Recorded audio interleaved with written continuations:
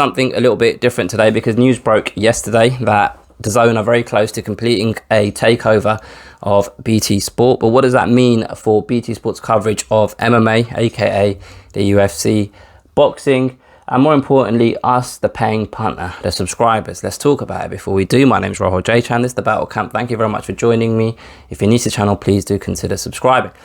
All right, so Reuters exclusively reported yesterday that DAZN are close to completing an £800 million takeover of BT Sport.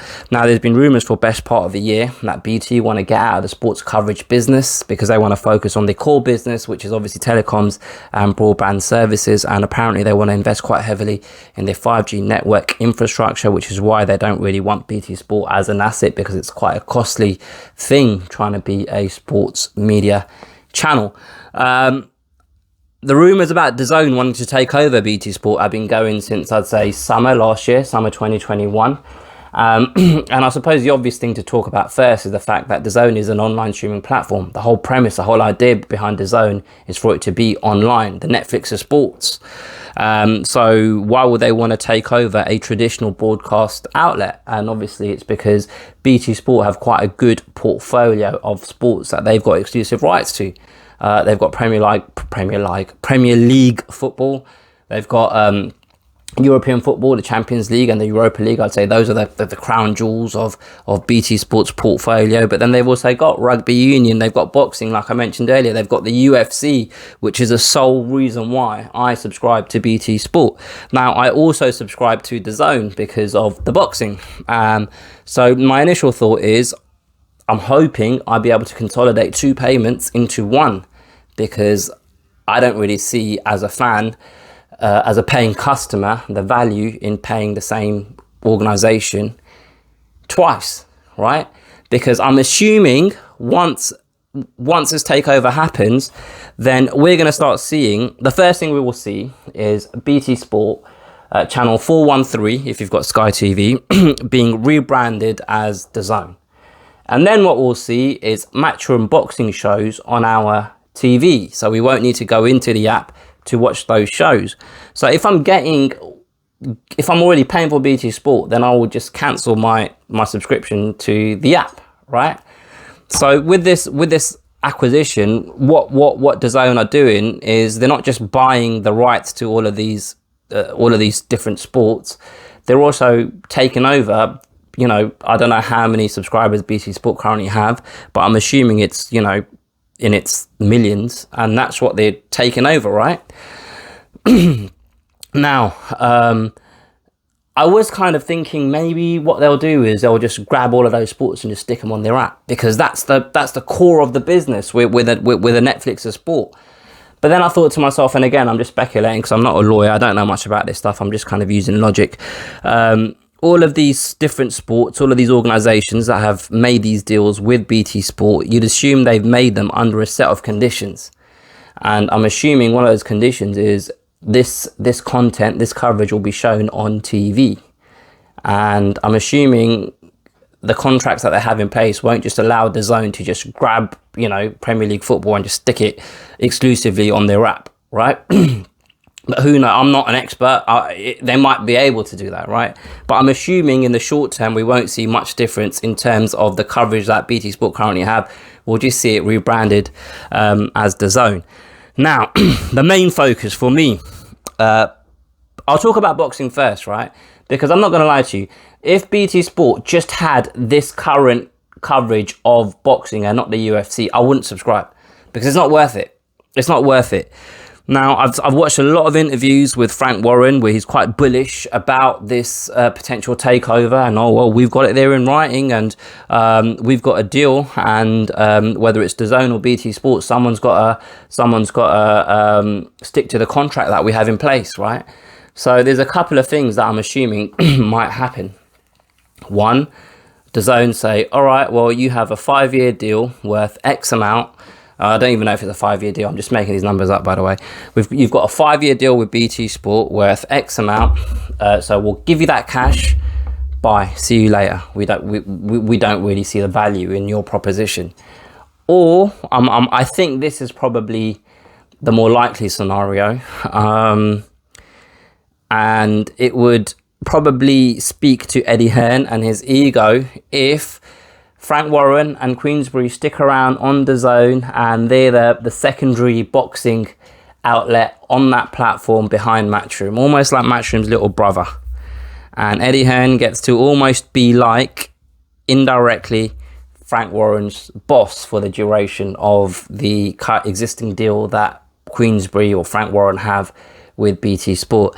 Now, in preparation for this video, I started looking at the at the current stable that Frank Warren has, and I went onto their website, and there's a place where you can go meet the fighters. So I went and tried to meet the fighters, and you click on it, and literally all they have there is Joe Joyce, Tyson Fury, Daniel Dubois, and Tommy Fury. Now, obviously, Sonny Edwards recently left Frank Warren.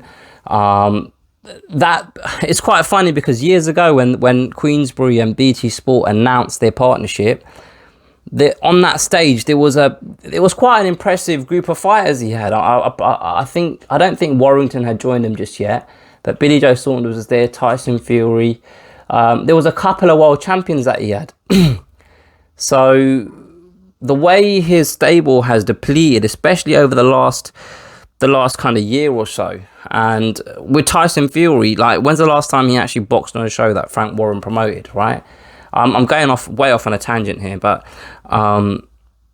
I worry for Frank Warren and his business, if I'm honest with you, if this happens, if DAZN do take over BT Sport, because it leaves Frank Warren in a difficult position. Now, for us, the fans, not that Frank Warren has, from what I can see, and I'm not a massive boxing fan, so people can probably prove me wrong in the comments, but it might make it easier to see fights between Matchroom and Queensberry fighters. But the only one I can really think of is Anthony Yard against Buatsi or something like that. Callum Johnson against Buatsi, like that little group of fighters, right? What are they, light heavyweights? But apart from that, who knows? I don't know, man. One of the things that people were talking about during the conversations when Tyson Fury and AJ were due to fight were, oh well, Tyson Fury's got an exclusive deal with BT Sport, and Joshua's got an exclusive deal with Sky at the time, and obviously we know that's up for renewal, so we don't know which way he's going to go. But that'll be one less thing to worry about if this happens, right? And again, that's way off in the future, a potential fight between AJ and Tyson Fury. But I'm getting way too deep into boxing politics here. But those are the sports. These are the sports that we watch, right? So it's interesting, and I'm looking forward to seeing how all of this unfolds. What I can potentially see happen in the future is Frank Warren turn into a Lou DiBella type character, where he doesn't have this massive stable of fighters, and he's just almost like a nomad promoter going from platform to platform. But I don't know, man. I think competition is good, and I wouldn't like to see this be the end of Queensberry, because it's nice for fighters to have options, right? But I suppose there is Pro Bellum on Sky and all of that stuff. So there's loads of different options. There are options, right? So anyway, the UFC, because obviously this is mainly an MMA channel, and it's quite funny, right? Because the UFC have had a partnership with BT since 2013, I think I read, and then they actually tried to leave them in 2018. Who remembers that, when they went from BT to 11 Sports, and 11 Sports were going to be just an online streaming platform, and that deal fell through because something happened where 11 couldn't deliver something or another, so that triggered UFC to be able to get out of that deal, and they went back to BT. The reason why I'm telling you this is because they went back to BT in 2019, right? And the deal that the UFC had with 11 was to run until 2021, and obviously now we're in 2022. So whether at any point during that period there's been an extension between BT Sport and the UFC, clearly we're in 2022 now, and BT Sport still have the rights for the UFC. I really wonder how long this current deal runs for. That's what I want to know, because given the fact that Sky Sports' main offering as a combat sport, boxing, the core kind of all of its fighters got ripped out of Sky Sports and taken to DAZN by Eddie Hearn. It's left a hole in Sky Sports's combat sport coverage. Now, I keep saying combat sport quite kind of flippantly, but from what I understand, from what I remember, and this might have changed because I don't even know if he still works at Barney Francis, the guy I think he used to head up Sky Sports.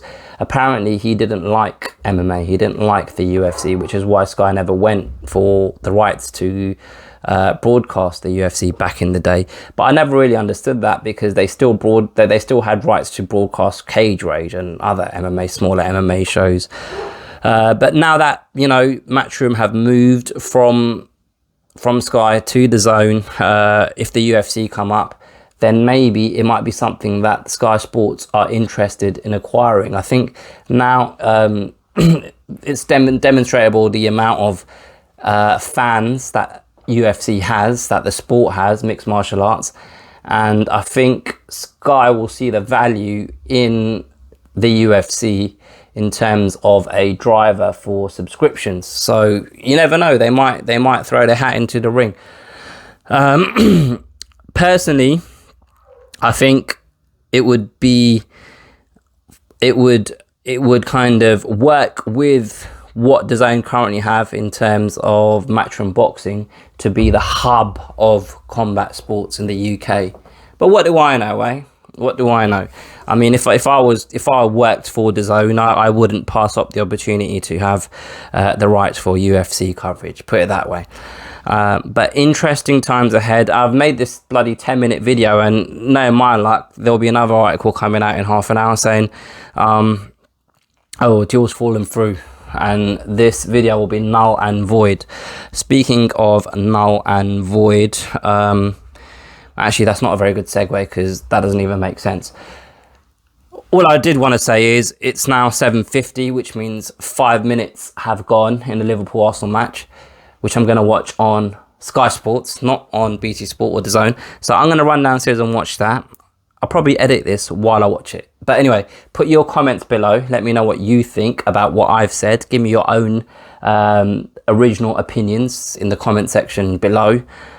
Feel free to like this. Please share this with a friend. And please, please, please subscribe if you haven't already. I'll catch you guys next time.